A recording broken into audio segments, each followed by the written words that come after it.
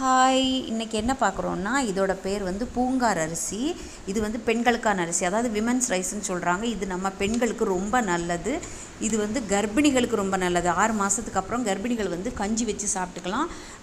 அதாவது குழந்தை பெற்றவங்களுக்கு ரொம்ப ரொம்ப நல்லது. தாய்ப்பால் நிறைய சுரக்கும். இன்னொன்று, இந்த சத்துக்கள் வந்து தாய்ப்பால் மூலமாக குழந்தைங்களுக்கு கிடைக்குது.